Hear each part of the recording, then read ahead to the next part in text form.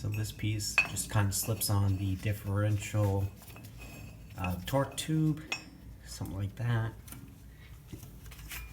These clamps that I restored, these will go from here, one on the bottom, and that will just bolt up to the transmission.